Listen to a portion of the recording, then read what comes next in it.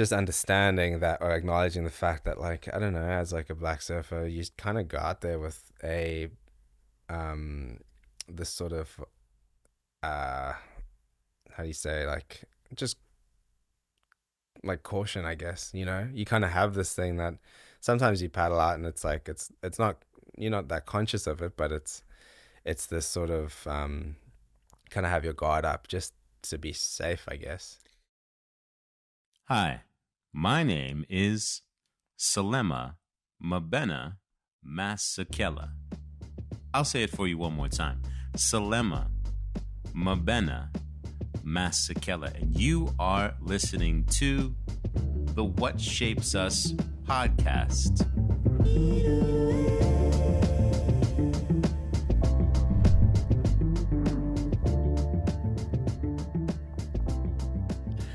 Well, friends, we have been climbing up this mountain called the What Shapes Us podcast together for 23 episodes. And I would like to say from the bottom of my heart, thank you for tuning in and for hanging out with our wide array of what has been an eclectic group of shreds and shred adjacents. And today is our 24th episode, the final episode of this particular season of the What Shapes Us podcast, done in conjunction with Outside Media. And it is my pleasure to welcome a very, very special guest. This man has come to us all the way from the shores of South Africa. Yes, the country within the continent of 54 other countries. He is perhaps one of the most influential surfers on the planet at this time. He has, without trying, transcended the sport and become the person that people who look at surfing from the outside go, hey, I think that's a life I might want to lead. Those who watch him perform his craft liken what he does to dancing, to making music, to painting art. And he does all of it with an immense amount of humility and a radiation of joy that is truly, truly contagious. So it is my pleasure to welcome to the What Shapes Us podcast, episode 24, the one and the only Mikey February. Thanks a lot. I appreciate it. No, you always say such nice things. I'll take it. You'll take it? I'll take it, yeah. I do this for every guest.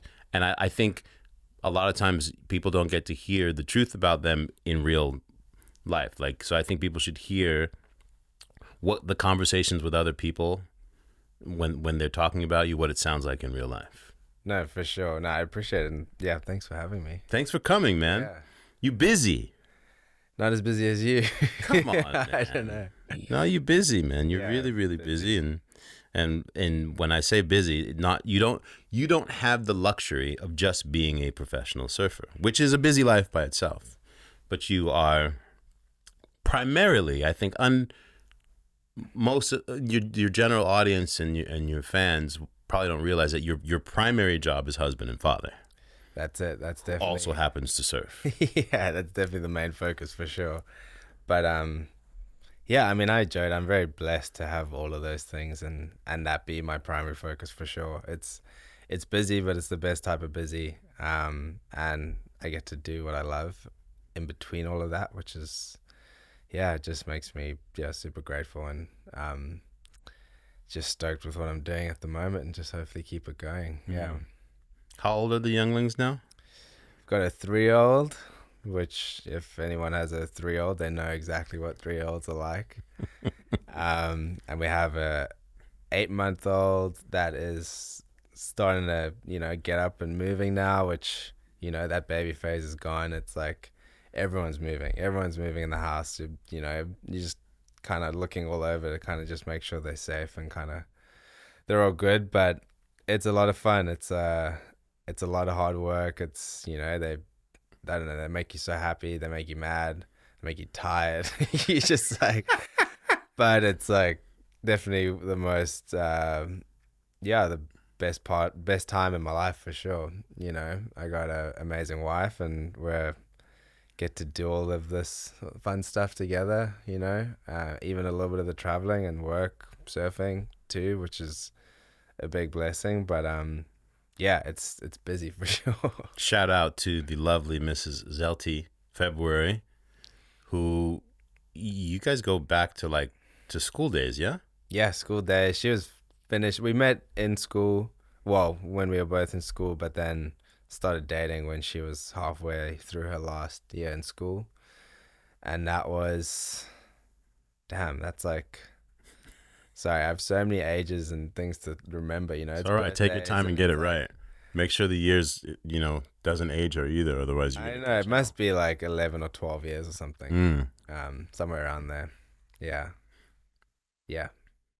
It's a joy, like in the times that we've gotten to be in different places in the world together, in and around a surf contest or surfing, just to see the way you guys move together on the road. She's also a very good surf videographer herself. Yeah, I mean, when she started traveling with me, I was like, hey, let's try and make this, you know, like be more frequent, and we'll try and find some reasoning behind that, and ended up putting a camera in her hands, and she did it a bit until we went to J-Bay one year, and it was just pouring with rain, and she, you know, I think we had two other videographers with us, and those guys were like in the sand dunes, like wearing half a wetsuit because it was raining, and then she was on some balcony filming, and she got everything like in the rain and everything. But after that, she was like, I'm done. Like, I'm not your videographer. You know, which I was like, fair enough. Yeah. Yeah. She's like, I love you, but I retire. Yeah. I'm Yeah. good at this, but it's not my calling. It's not my thing. No, definitely not. And 2 kids later, Yeah. the calling is there. Yeah, exactly. You have you've been in America for a minute. Yeah, we you know, in and amongst the busyness of our, you know, young family at the moment, and we decided that we've always played around with the idea of coming to America. And I mean, even when I signed with Vans, maybe that was maybe 6 years ago, the whole idea was that we were going to move over here.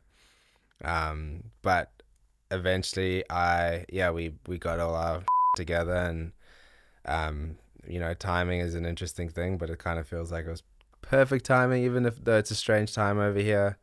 We, you know, I love South Africa, and I'm so, you know, grateful for where I'm from. And that's all where I'll always be from. And but I guess, you know, naturally, just like my parents did, you want to, you know, give your kids more opportunity, and even just ourselves. And yeah, the South African passport is a difficult one. I'll just say that. It's a limiter in how you can make movements in the rest of the world. Yeah, And you have a job that requires you being able to go to the rest of the world at a drop of a hat. Exactly, yeah. So that, you know, and I guess just, you know, everyone has their different goals in life, and I guess for us, we figured that for our, you know, I had a friend who did, he had his green card for 5 years, got his US citizenship, got his passport, and then moved back to South Africa. I'm not saying that's what we're gonna do, but don't say it out loud. Don't say it out loud on this podcast at these times, so that they can come for me. No, but yeah, but I, you know, obviously so grateful for what we've been blessed with, you know, working and doing things over here, and all that support. So, you know, at this time in my life, try and just capitalize on that and just keep it going, really. And yeah, we've been kind of stuck because with the whole process, you're not allowed to travel if you apply within the United States. So we're stuck here. It's been about, I don't know, I'd say about 5 months or something. So now we're kind of just gonna be, yeah, we're still pending. It's been approved. We're just waiting to get it, and that's a bit of a process. But yeah, we'll see. Well, hopefully the glowing letter that I wrote in support of you will help push it over the line. Thanks a lot. As opposed to holding it back. Nah, I'm sure that'll be, yeah, nothing but positive. But yeah, it's been interesting. You know, we didn't, obviously timing. We didn't plan for it to happen now. I mean, it happened over in our, I mean, most of it, majority of it was your guys' summer and our winter at home, which is obviously known for Pumping. very good waves. I I just mean, got you were back. there, exactly. So missed a lot of that, which was a hard one It was to, very, very weird for me. I had more than a couple of days when I was there in Jeffreys Bay during the event, and then I stayed extra, and I was like, how am I here and Mikey is not here? Like, this is, oh, and then like I had dinner with your parents one night. We had the best time. We went to Kitchen Windows and polished off like maybe 2 bottles of wine. And I really like I'd gotten to know your dad in the past, but to really get to sit with your mom unplugged, oh yeah. man, the way that woman loves you. Yeah, she's an amazing woman, that's for sure. Yeah. Both of them. Like I Both of just them, yeah. yeah, their love for you, their pride for you. But it was surreal. I think I sent you a picture of us in the restaurant. I was like, yeah, this Mixed emotions for me. Yeah, I mean, that was awesome to see because I know how happy they would be too, you know. So I was, yeah, but definitely hard not being there, but it's all good. you're kind of like adjacent to Central California in the summertime in America where the waves are not pumping. Like you have to drive to surf Oh, it's right a now. hard time to be a surfer over here, and especially where we decided to live a little bit more up north, where Mhm. all the south soils are kind of blocked by the islands. But I've been doing my fair share of low emissions, day missions, drive down early, come back. But it's been like, I mean, even this last South Shore, we decided to change things up and go to South Shore of Hawaii, which was You nice. and your dad. Yeah, I mean, had no idea that we were gonna go there, and then my dad, literally the night before, I was like, "Hey, do you want to come?" And then booked him a ticket, and yeah, he got to go to Hawaii for his first time, which was actually quite like an emotional one for me, because Hawaii is one place as a surfer that it's like kind of the first place that and obviously there's many amazing surf destinations around the world, but Hawaii, as seen as the birthplace of surfing, and Duke, all those people, and just growing up, my dad used to show me all those magazines and images of Buttons and Jerry Lopez and all those guys, and Hawaii was like the place. And to finally go there and have him with me for his first time was pretty special because when I went there for the first time when I was 19, that was like felt like a long period from when I'd first seen Hawaii to when I actually went. But for him, having still, been into surfing way before I was born, it was, yeah, it was pretty special. And just the fact that, if it wasn't for him, I wouldn't be into surfing and doing things like going and just, flying and doing a strike mission for a project. So it was just like a full circle moment and just yeah, it was a good one. I kind of needed that. Yeah, that photo that you sent me of the two of you there in Hawaii, like both of the size and strength of both of your smiles, in that moment, like I was like I felt it. Yeah. I felt like it reminded me of this trip that I did with my dad to Brazil. Yeah. In 2012, and my father loved Brazilian culture so much. Like he was fascinated by the music and was weaving it into the music that he was making for decades, but never got to go. Crazy. And I had gone a couple times for surf stuff, and then he called me one day and he was like, "Hey, I'm playing this festival, man. It's called the Back to Black Festival in Rio. You gotta be there. What are you doing?" And I looked at the window and I'm like, "When is he?" Like, "Next week." I was like, "All right, cool. I'll be there." And I have a picture like the one that you sent me of he and I on the beach. We had just walked.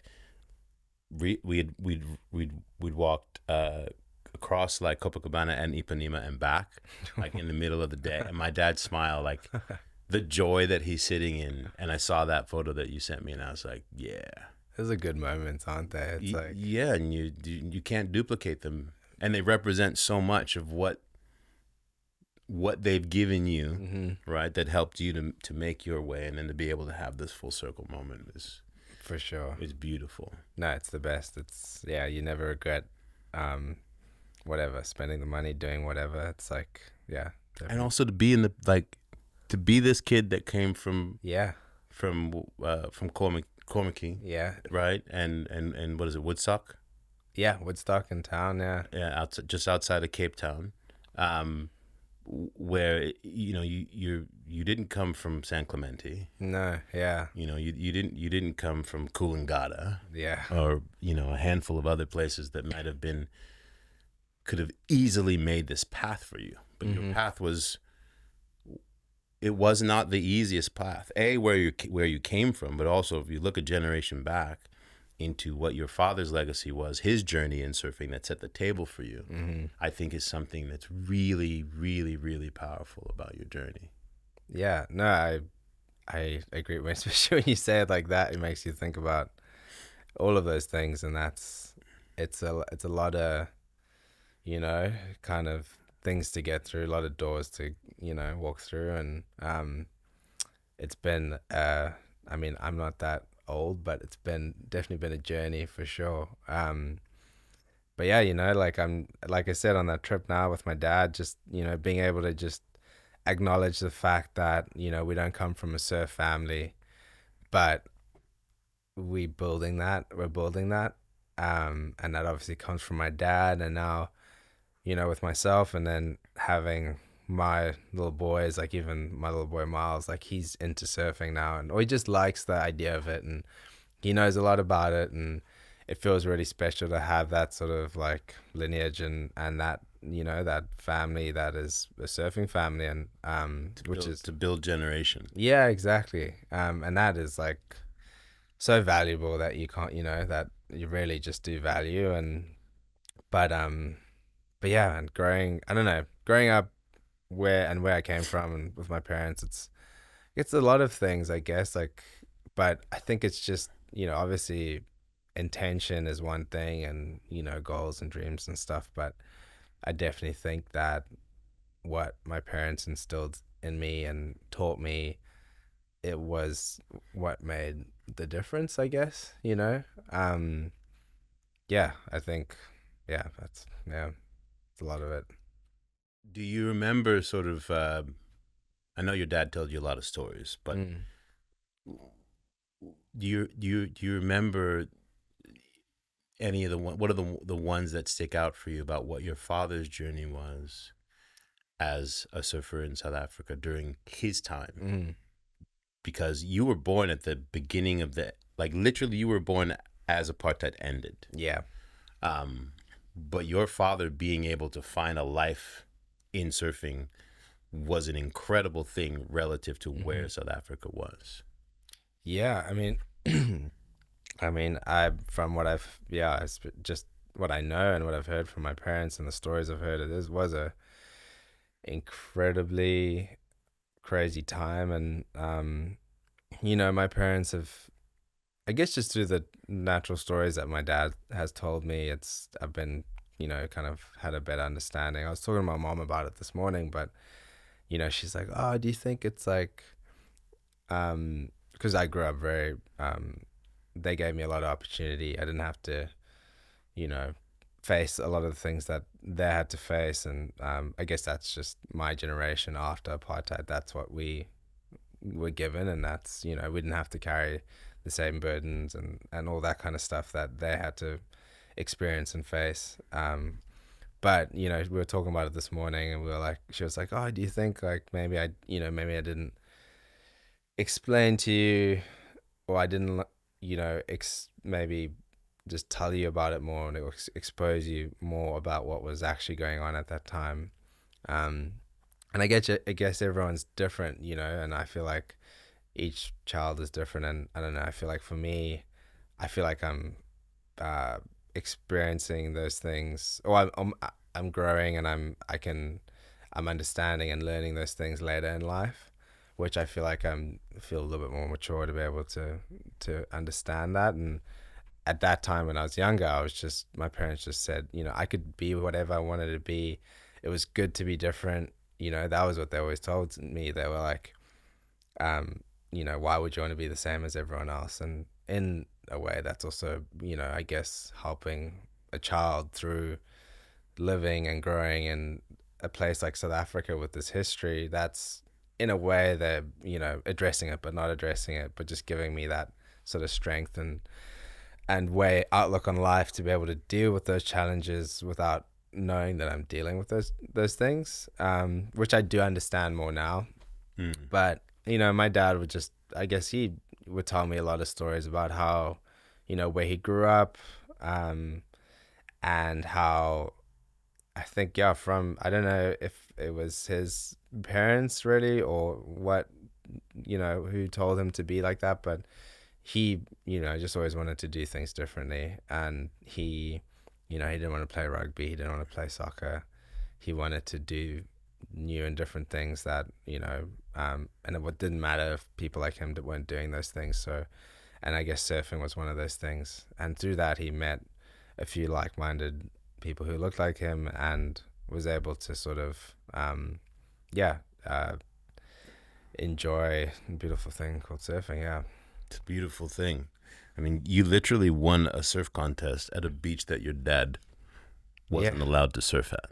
Yeah. That stuff it's crazy. Like, I mean, that story, I guess he told me he was in Vic Bay in South Africa, just doing what he wanted to do, wanted to surf certain spots. Obviously, you know, I don't know if you weren't as uh, a black person, I don't know if you were allowed to surf there or not, or if it was off, like, when there wasn't the segregated beaches and stuff. But Mm. he paddled out and, just wanting to surf and do his thing. But and then yeah, I think he saw something. There was like graffiti or something on the beach, and it said, I think it was "Welkom in die Vaderland" or something like that, and Translation? welcome to the fatherland or Yeah. something like that. Yeah, and then he, yeah, and then a bunch of, I guess, locals, whatever, came and um, ended up paddling him around him and telling him to get out and stuff. And I remember, fast forward, I don't know how many years, but I think I was 13 or 14. I ended up winning an event there, and it happened to be on Father's Day. And I remember um, kind of dedicating this one to my dad, not knowing how much it meant to him. Mm. Um, but yeah, it's crazy. I think it's a crazy one when you think about it, because yeah, just all these things that you have to deal with and the weight of so many things. I was surfing today, and someone, um, another surfer, like black surfer, whatever, kind of got into something with someone, and I guess I was just thinking about it, and I guess it just is the whole thing of like, I guess lately I've been really conscious of how people are feeling and what they, how they go into certain situations, how they, but just understanding that or acknowledging the fact that, like, I don't know, as like a black surfer, you kind of go out there with a um this sort of uh how do you say, like, just like caution, I guess. You kind of have this thing that sometimes you paddle out and it's like it's not, you're not that conscious of it, but it's this sort of kind of have your guard up just to be safe, I guess. Yeah, you So, scratch on something so interesting. I've had this conversation with others. We talked about this a bit when Ebony Beach Club, Brick House was on the show, and I think sometimes people don't realize that, like, you're excited to go to do the thing that you love, yeah. but each time you go and do the thing you love, it's like you have to turn on a bunch of apps within your Hmm. body that are they have to be running in case some shit goes down. Yeah. And the shit could be minor, but it might be a series of minor incidents in which Hmm. make you feel a certain way, that it adds up to something bigger. Yeah. And then sometimes it might just be something big. But the idea that you go to do this thing, but you have to run a radar Hmm. program, Yeah. instead of just being able to be 100% present. Yeah, it's crazy. I mean, and I guess it's the same for, I mean, it's not the same, but it's, you definitely acknowledge that, and it's when those, conflicts or whatever happen or situations, then you're like, you understand it because you're thinking about how that other person feels, and you're like, they had a guard up and they had this, like, to try and protect themselves, and of course they're gonna maybe snap straight away kind of thing, because it's like, they've been kind of surfing with this tension or something. I even have it sometimes.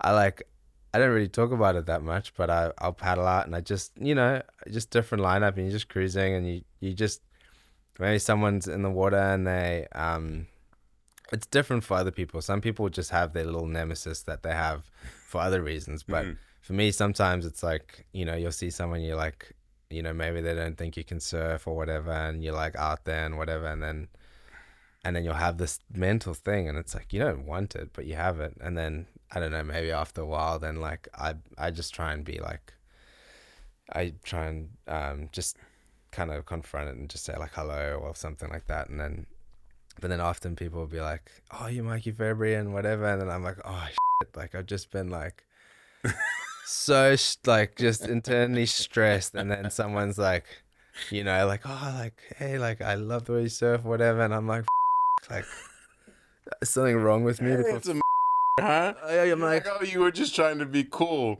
yeah, The program had me on alert. yeah, and you're like, I was like, oh, I feel like such an idiot, and what's wrong with me? But I don't know. It's just, I guess then you just acknowledge that. I don't know. Yeah. Yeah.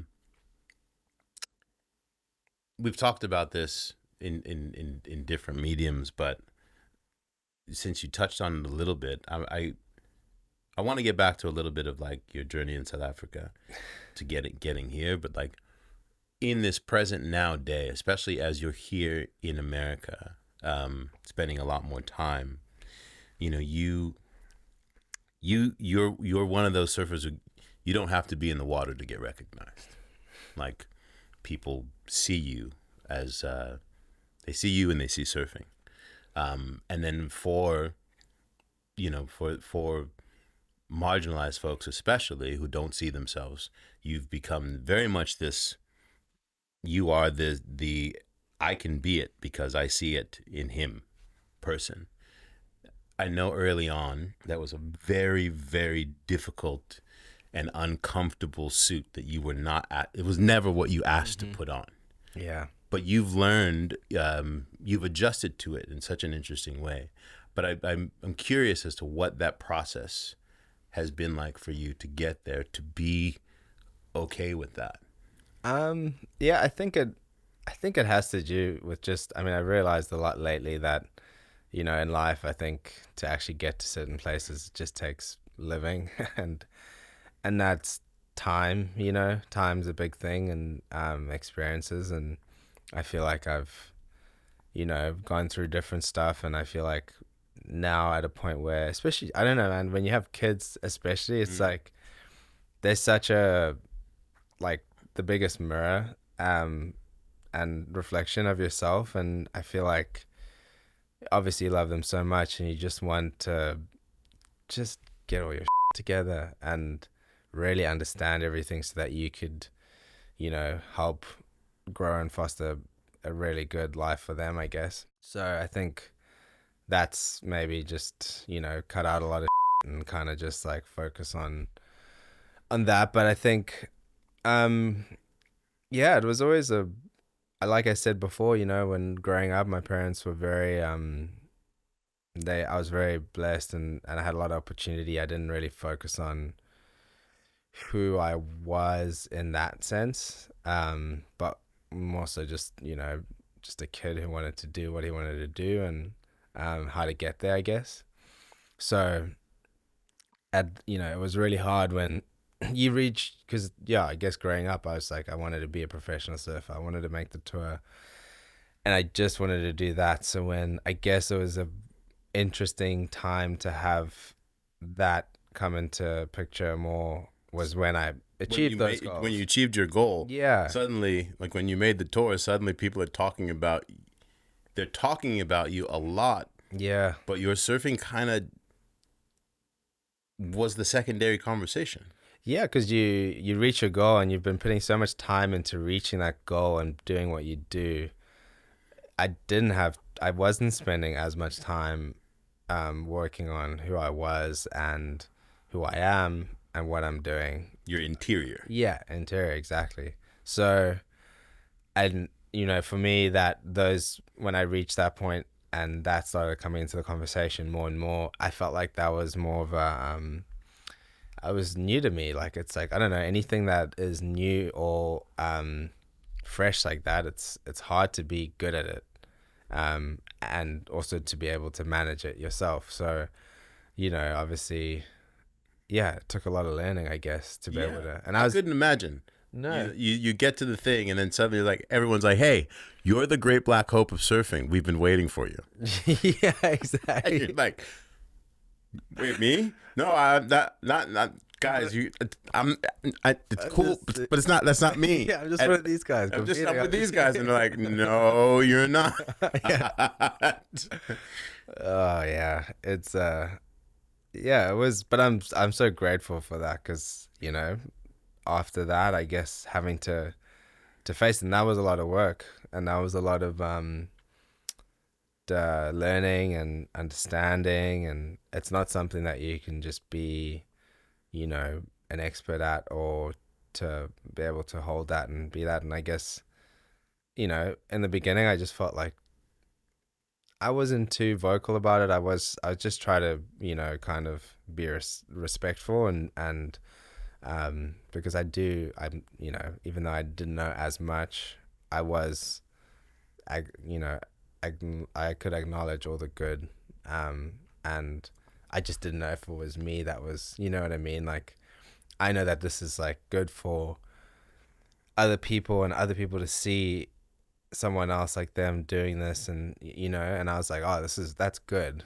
but I don't feel like um a strong like leader or whatever, like Yeah. so Do you think that over time, as you continued to see, I think how much it meant to people, as you were able to feel what it was meaning for these young kids and for these people who were looking up to you, did that sort of some of that feeling start to transfer something to you? definitely, yeah, because it's very clear. It's and I you can feel it, and you can acknowledge it. You don't understand it completely, but it's and you see all the goodness, and you see the support, and I think that was the main thing. I think the support and the you know before that, I wasn't really having this conversation of um black surfers, or so then that all of a sudden came into the conversation, like 90% of the time, which was weird and confronting for me, but at the same time it was in the conversation, Yeah. which had never been before, so that was a huge positive, and I definitely had to acknowledge that. Yeah. And you also suddenly realize, like, you suddenly were like, you had a whole army of Yeah, folks that were like, yo, we ride for you. yeah, Be like, you don't even know. It don't matter. We ride for you. yeah. Yeah, exactly. It's like You're our guy. oh, and I think through that was through the support, because whether it's individuals or initiatives or organizations, I just felt like someone supports you, like I kind of feel like I need to give to you, like this is seem really happy about this, and really like, so naturally you want to support those people. And then I think through diving into that, spending time with different individuals, and then because that wasn't the spaces that I was in before. I was just focused on surfing and in that thing, but then when that um happened, I was in those circles and places more, so it kind of grew on me a lot more, and then I could kind of start discovering a little bit internally. Even, I don't know, people like Waves for Change, they were huge supporters, and I was like, oh, what are you guys doing, like what? And then you go spend a day there, and you're seeing with the kids there, and you see what they're doing for those kids and how much they are getting from surfing and the ocean, and you're like, oh wow, this This is is changing insane. your. This is not like a hobby option Yeah, of many. This is like altering the entire existence of your life. This thing. yeah, and then you're like, oh, it's making such a big change in their lives, and you're like, what I'm doing and the stresses I have, like I can't. I'm like, it changes you. You're like, I'm not gonna be. I kind of have a responsibility now, and I can see how I don't know. It just gives you perspective on what you're doing and what you're involved in many ways as I don't know, black individual, as a person who gets to spend time in the ocean that, you know, gives a person so much. So I think that was definitely a lot of fuel to sort of grow in that journey too. You have stepped up and into it. What I love about how you've approached it is you've stepped up and into it with grace and with pace.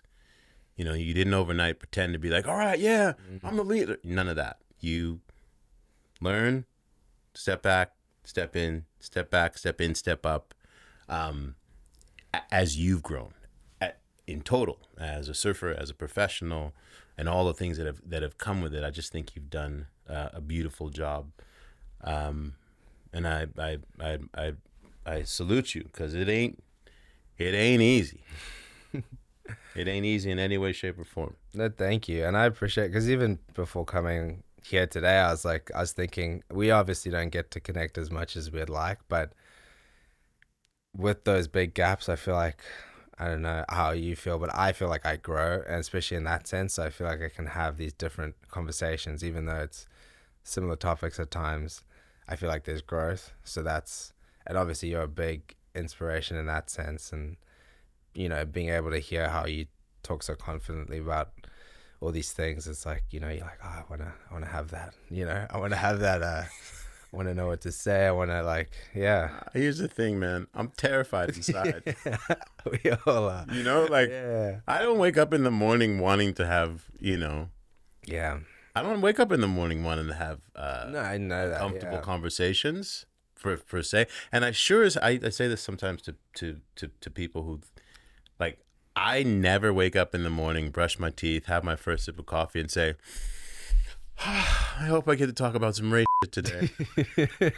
But the world sometimes, especially in these nowadays that we find ourselves in, you're just like it's like before we started talking, before we came on air, I asked you, you know, what it's like for you. We're in this time at the recording of this episode where the United States is in a very interesting cultural war, and it's literally taking place in the streets. You know, there's a president is talking about, hey, we've talked about the slavery too much, as if it was a bad thing. Let's tone that down in the museums, right? We're watching, you know, immigrants and brown people for the most part, and black immigrants, being tackled in the streets and, you know, being like shipped away. And I was saying to you before, like, coming from a father who was a freedom fighter, right? You know, who fought to end apartheid from a place of being exiled from South Africa for 30 years, but like just 10 toes down, fighting until it ended. Yeah. And then as soon as it ended, he picked up, sold all of his shit, and moved straight back to South Africa after 30 years in 1990. Sold his brownstone in Brooklyn that would be worth who knows what the today, and like went home. Yeah. And a year later, called his son and said, you're coming home. You have to learn. And what that first trip did for me and what it woke up in me was crazy from an identity standpoint. But I say all that to say, like, when I find myself in these situations where it's like glaring at me, it's like Spider-Man spider senses start tingling. The ancestral flares, alarms start going off in my DNA, like cellularly, and it's like when the Hulk's like, no, I can't change. Yeah, I got to. But my inner voice is like, I'm scared, and it's Yeah. you don't have a choice. And then, like, you know, I might end up speaking on some because if I don't get it out, it starts to like, Yeah, you got to get it out. and I know that now, like, I've been doing this long enough, and somehow earned some position that I didn't ask for. I was just trying to stay close to what I loved. I was never good enough to be. There was no world in where I was going to be pro. So I was like, how can I sneak onto the ship and like kind of like be around and stay there, and then have people be like, he might be valuable. You know, that was my thing. And then you end up with a platform, and you're like, oh, some days they let me steer the wheel. All right, what direction can I offer a little bit of perspective in? And that's kind of how I do it. I'm humbled to hear you say that about me, that it might lend you a little bit of learning. But like, I think if you're not scared, if you're not like unsure at times, you're not in the right space. It should be something that you have to wrestle with. Yeah. So that when you do decide to take actions or speak on things, you 10 toes down. Yeah, exactly. You know? Yeah. I agree. Yeah. So, yeah, but I say all that to say you're doing an immense and fantastic job. Thank you. Yeah, trying. Appreciate it. It ain't easy. Nah. What is it like being here during this time? You find yourself at a very interesting time in America. Yeah, it's hard. I feel like, we're up in Carpinteria, and it's kind of easy. We thought, I guess, to be able to just kind of be in our own little world, and especially when you have a busy little family, just kind of put your head down and focus on what you have to do and try and do what you do with purpose and the best of your ability. But yeah, I mean, no matter where you go, you're definitely affected by it, and it's quite interesting to actually be here while all of that is going on. It's and yeah, just being in America for longer than a month or two at a time is yeah, I have a different perspective on the people here, and yeah, I guess at this time right now, it's also, yeah, it's really It's interesting. it is. Well, I was in South Africa, the entire time people would just be walking up to me. Hey, so what's going on with you guys? Yeah. Like, people would come up to me and be like, "Oh, Yeah. are you okay? Yeah. Are you okay? You coming home? No, you must come home. Yeah. These guys over there, what are they doing? Oh They're man. making us look like we didn't have anything. You must come home." Yeah. It's so funny. It's like, yeah, I mean, it's crazy for us, especially because, at home, there's a lot of people who, I mean, I don't know what they're thinking, but they're like, oh, we need a backup plan. We need to get like our, citizenship in like Portugal or something. And then we come over here and everyone's like, like you'll go to the doctor or something and they'll be like, why do you need these things or whatever? And be like, oh, no, we're doing, we're getting our green card. They're like, oh, I was like, good luck. But it's, yeah. But I think coming from a place where people are, I mean, it's a different sort of, it's very different. I realize that the history there's a lot of similarities, but it's very different. And there's a lot of things that you can approach the same and others not. But yeah, coming from a place where there's issues and there's people trying to have a backup plan and stuff, but then coming here and I don't know, man, I feel like you get put in wherever you get put, and I think I feel like you just try to be positive and just, especially with the family, that we're in the place that we're meant to be. And yeah, there's a lot of going on. Yeah, we're here and we're doing it. Yeah. And you're doing it well. Yeah. Oh, thanks. We need to do a trip on the continent together. I know, that'd be incredible. While these bones are still moving. Yeah. Well, I can still stand up on a shortboard. Oh no, you got plenty of time. Well, man, we could do literally 10 hours of this. There's so many layers to the discussion, but as I said before, I thank you for coming by, but I think on behalf of surfing, I think, and those who love it, thank you for choosing your own path. Oh, thanks a lot. I appreciate it. Not an easy choice. Much easier to follow the herd, but what it's yielded and the manner in which you are creating more access and making people feel invited into this beautiful thing that enhances life. Mm-hmm. It is we can talk about the nuances of the doing it, but I think it's who you get to be on land from a result of continuing this relationship is why we keep going back. Thank you. Yeah, no, you keep trying. Yeah, I just want to keep it going and keep enjoying. Yeah, just everyone who supports and just try to grow it all and do the best you can, I guess. Yeah. Mm-hmm. You're doing it, and we're looking forward to the next chapters. Thank you. Thank you, brother. Appreciate it. Appreciate you.